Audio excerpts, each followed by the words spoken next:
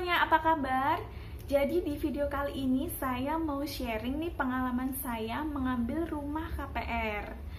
Nah, di sini kebetulan saya ambil rumah KPR non subsidi. Di sini saya mau sharing gimana sih kisah awal saya ambil KPR non subsidi ini. Terus bagaimana perjalanan saya menjalaninya, suka dukanya, terus manfaat, keuntungan, dan kerugiannya ambil rumah KPR non subsidi ini seperti apa. Buat teman-teman yang penasaran, tonton video ini sampai selesai ya, jangan di skip.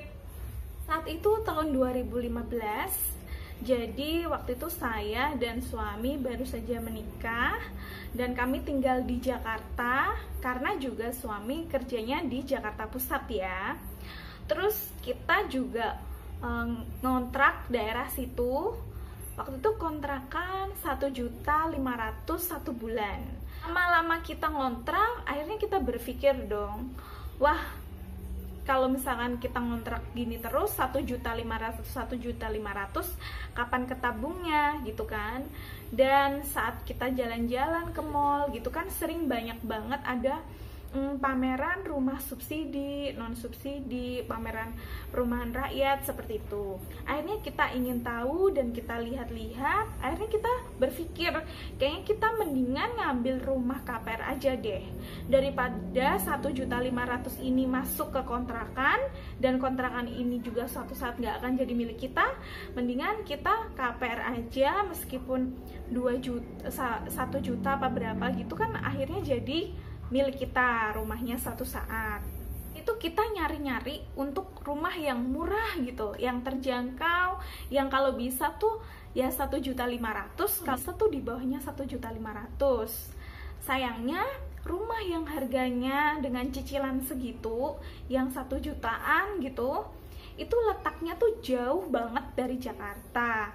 Bisa di ujung Bekasi, di ujung Tangerang, di ujung Depok, di ujung Bogor, seperti itu. Dan sempat waktu itu kita mencoba untuk ingin tahu sih, coba seberapa jauh gitu kan dari Jakarta. Dan akhirnya kita nyoba, dan alhasil kita tuh jalan gitu dan gak nyampe. Waktu itu kita ke Rajek gitu, gak nyampe, padahal udah jauh banget. Udah sejam, udah 1,5 jam, udah 2 jam, tapi kok nggak nyampe. Lah, kita akhirnya mikir, wah ini nggak mungkin sejauh ini. Akhirnya kita mutusin tuh, udahlah jangan nyari yang murah. Kita nyari rumah yang terjangkau, yang nggak begitu jauh dari Jakarta, dan harganya masih sesuai lah sama budget kita gitu.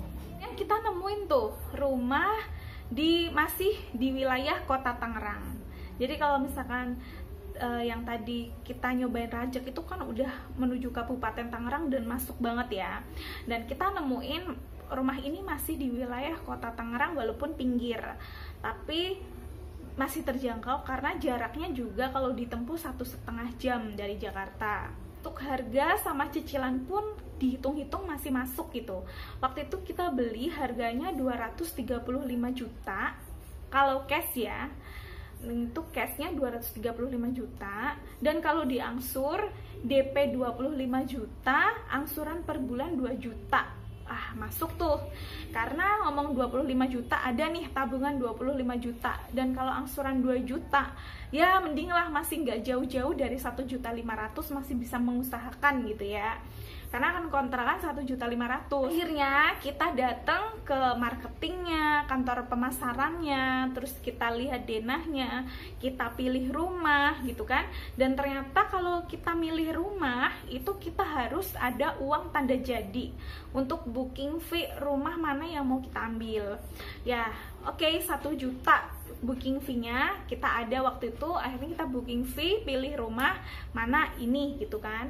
Setelah kita pilih rumah, kita melengkapi data-data, semua persyaratan dilengkapin, akhirnya lanjut ke wawancara dan lain-lain gitu kan. Mendapat kabar bahwa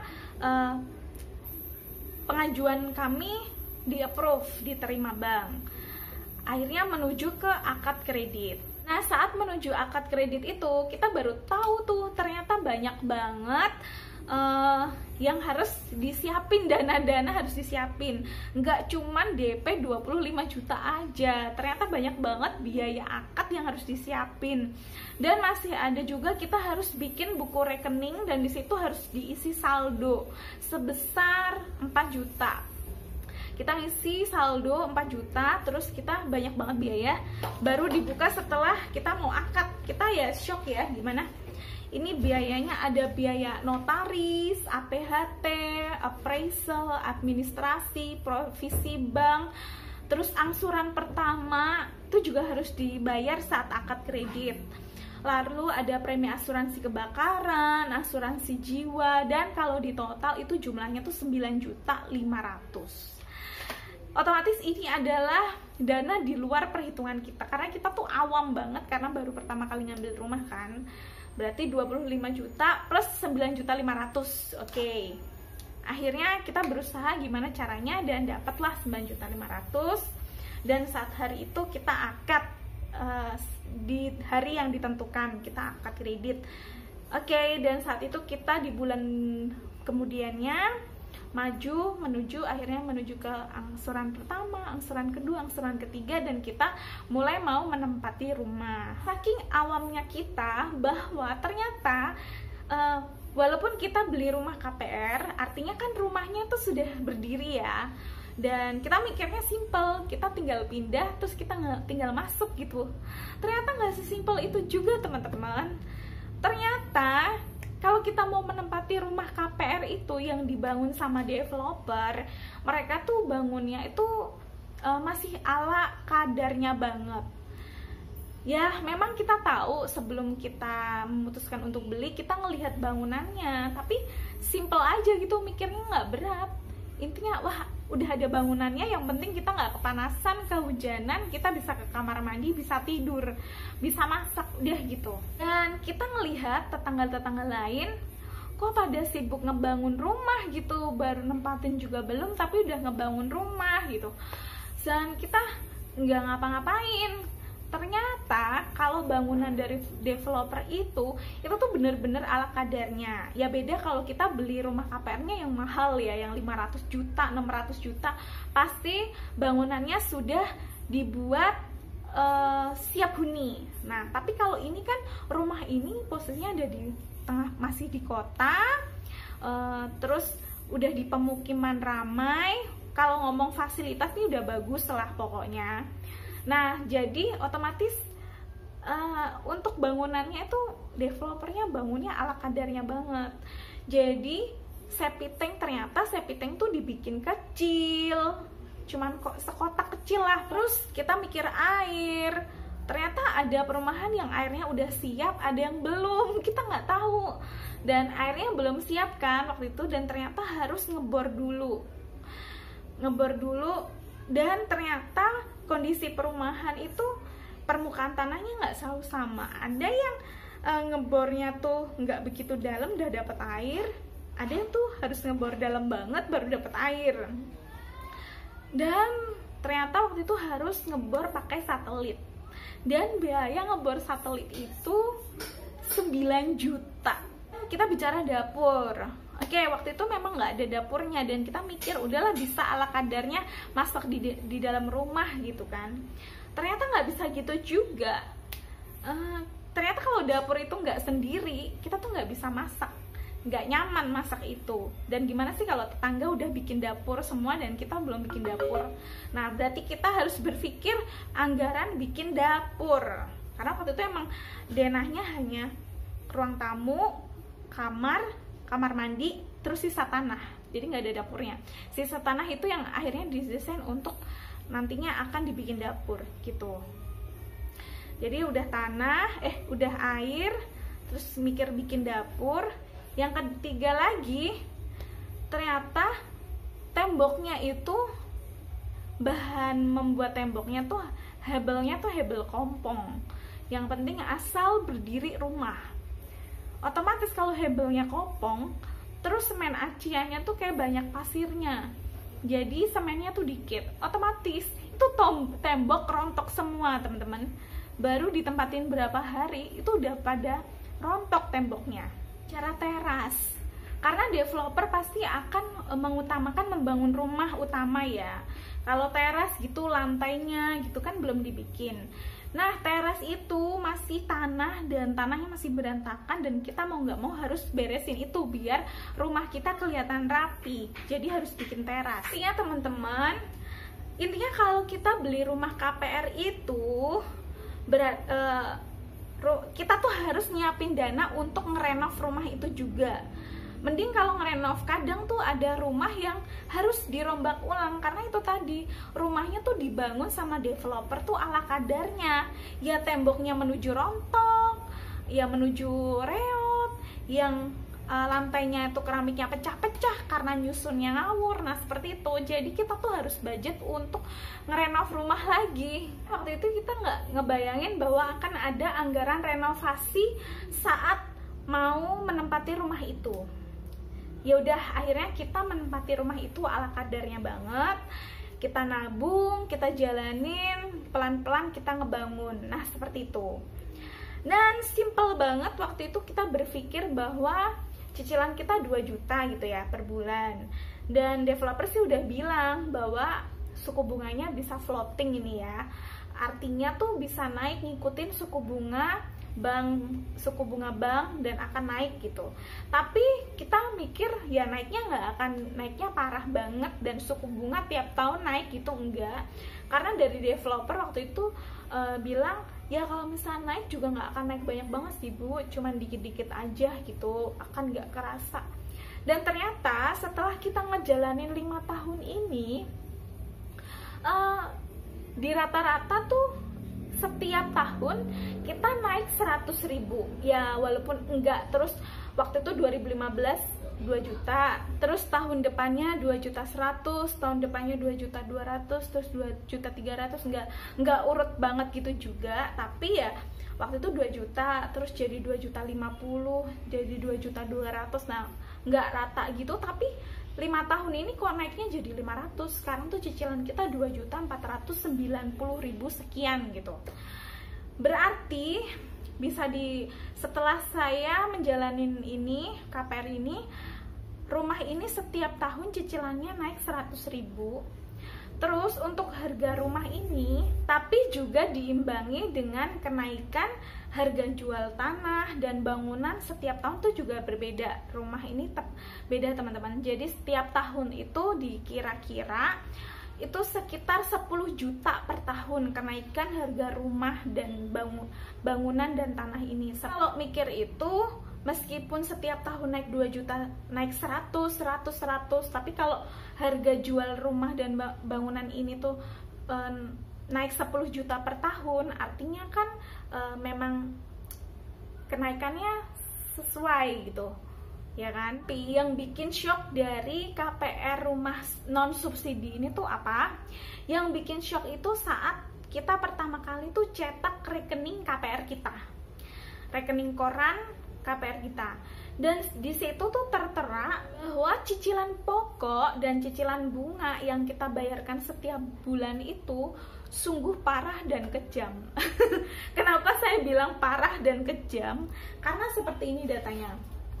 Ini cetak rekening koran saya yang pertama di tahun bukan yang pertama ya, kesekian kayaknya. Contoh aja di tahun 2019. Jadi ini pokok yang saya bayarkan itu dari cicilan saya yang saat itu 2.480.000. Cicilan saya di tahun itu 2.480.000 yang awalnya 2 juta. Nih pokoknya 323.000 pokoknya. Sedangkan bunga yang saya bayarkan itu 2.157.000. Jadi teman-teman bisa bayangkan nggak? Ini jumlah cicilannya berapa banding berapa? Pokoknya 323.000, bunganya 2.157.000. Kalau melihat jumlah pokok dan bunga yang saya bayarkan ini, otomatis teman-teman akan berpikir ya ampun rugi banget ambil rumah KPR non subsidi, ya enggak? Tapi teman-teman, saya tuh nanya sama teman saya yang KPR-nya subsidi. Mereka tuh bayar 900.000 per bulan gitu ya. Mereka pokoknya itu 500, bunganya 400. Kalau enggak, pokoknya 400, bunganya 500. Otomatis kan perbandingan antara pokok sama bunga yang mereka bayarkan tiap bulan tuh cuman 50-50 ya. Jadi nggak rugi-rugi amat lah gitu. Tapi saya bandingannya tuh banyak banget, 300 dibanding 2 juta sekian. Gila kan? Kita nggak bisa melihat berdasarkan angka ini aja teman-teman. Karena apa? Karena kenapa rumah non subsidi ini cicil bunganya besar, pokoknya kecil, angsurannya besar setiap bulan. Karena apa? Karena ini disesuaikan dengan kenaikan harga jual tanah dan bangunan setiap tahunnya. Karena kalau rumah non subsidi yang saya ambil ini kan sudah masih di kota, bukan kabupaten. Terus juga sudah wilayahnya ramai. Terus sudah pemukiman penduduk padat gitu kan. Otomatis untuk nilai produktivitas bangunan dan tanah ini bagus, dan kenaikannya juga pasti pesat, bagus. Dan kalau misalkan nantinya, misalkan ya, kalau di total, kalau misalkan dulu awal saya ambil 235 juta, saya kalau ngangsur 2 juta sekian tiap bulan sampai 20 tahun lunas, itu artinya saya di tahun ke-20 saya total yang saya bayarkan ke bank tuh sebesar 500 jutaan gitu. Tapi di tahun itu rumah-rumah daerah sini tuh juga harganya akan 500 jutaan, minimnya tuh segitu. Karena memang dari produktivitas harga jual tanah dan bangunan di sini, karena memang sudah wilayahnya tuh padat penduduk, sangat menguntungkan gitu untuk usaha, untuk lingkungan, untuk tempat tinggal tuh, ke fasilitas apapun tuh dekat gitu. Itu jadi sesuai dengan kenaikan harganya, harga jual tanah dan bangunannya. Mungkin akan ada beberapa perumahan yang mungkin perhitungannya bisa jadi nggak sesuai. Ternyata di tahun ke-20 harga rumah ini nggak akan sampai 500 juta, walaupun uang yang kita bayarkan ke bank itu sampai 500 juta. Nah itu bisa jadi mungkin karena potensi bencana alam, potensi kondisi sosial politiknya kayak gitu. Contohnya tuh gini, ternyata rumah itu rawan banjir, ternyata daerah situ tidak aman. Akhirnya apa? Membuat peminat orang untuk ambil rumah di wilayah itu jadi berkurang karena banyak ketakutan seperti itu. Karena kalau misalnya nih contoh rumahnya banjir, otomatis kan bisa jadi di tahun keberapa harga rumahnya akan stuck karena ternyata kondisi banjirnya makin parah. Nah seperti itu di luar dugaan dan di luar perhitungan, tapi bisa juga itu kita prediksikan sebelum kita beli rumah. Mungkin kita bisa tanya dengan orang sekitar, apakah lingkungan rumah itu banjir atau tidak, aman atau tidak. Nah seperti itu. Dan dengan rumah yang tadi subsidi, karena rumah yang disubsidi oleh pemerintah tadi, yang besaran pokok sama bunganya dibayarkan itu bisa dibilang tuh 50-50, itu karena rumah yang dibangun oleh developer itu letaknya tuh bener-bener jauh dari pemukiman. Bisa jadi mereka baru buka lahan baru gitu kan, baru buka lahan terus dibikin perumahan, jadi jauh dari fasilitas umum, mungkin wilayahnya belum padat penduduk, tidak ramai. Kenapa itu berpengaruh? Karena gini, kalau misalkan kita ambil rumah KPR di situ terus kita tuh usahanya jualan, dagang gitu, otomatis kalau jualan atau dagang daerah situ kan nggak bagus gitu kan. Terus anak kita mau sekolah jauh kemana-mana, terus kalau misalnya jauh dari pemukiman penduduk gitu, jauh, otomatis kan tingkat keamanannya tuh rendah, mungkin rawan begal, rawan ya seperti itulah, rawan kejahatan karena mungkin lampu-lampunya masih jauh, jarak antar lampu ke lampu umum itu jauh, jadi masih gelap lingkungannya. Nah seperti itu. Fakta unik lagi itu begini, orang yang KPR non subsidi ini kan dia berdasarkan suku bunga floating atau anuitas, nggak mungkin flat ya. Kalau anuitas atau floating itu kan berarti suku bunganya naik dan cicilan kita akhirnya bisa naik gitu kan. Tapi suku bunga itu kan bisa turun. Contohnya misalkan di masa pandemi seperti ini, suku bunga itu turun. Nah, seharusnya kalau suku bunga turun ya kita kan ikut turun kan. Tapi namanya bank ya, bank itu pihak yang paling pinter, menurut saya tuh paling pinter ini. Itu nggak pernah mau rugi, nggak mau rugi lah intinya. Ini suku bunga turun, itu bunga juga nggak akan turun kalau kita nggak ngajuin turun. Nah, masalahnya kan gini, kita kan nggak mungkin ngelihat berita terus mantau suku bunga perumahan KPR tuh sekarang berapa gitu kan, nggak mungkin mantau. Pengetahuan kita minim dan kita nggak tahu. Nah, kalau kita nggak ngajuin tuh juga nggak akan turun itu suku bunga. Nah, uniknya di situ. Tapi kalau pas suku bunga naik, nggak usah dikasih tahu juga, bank itu langsung tiba-tiba naikin aja dan tagihan kita tiba-tiba naik gitu. Itu kelemahannya yang KPR non subsidi. Udah bunganya gede, suku bunga naik terus, mau turun susah. Lanjutnya tuh ini teman-teman, kalau misalkan nih kalian tuh baru ambil KPR rumah yang pertama kali, kalau kalian tuh masuk kriteria untuk bisa ngambil rumah subsidi, sebenarnya tuh kalian ambil aja rumah subsidi dulu. Karena apa? Kalau misalkan seperti saya nih, saya kan ambil rumah non subsidi. Kalau saya ingin punya dana lebih dan ingin beli rumah non subsidi, itu udah nggak bisa, susah gitu.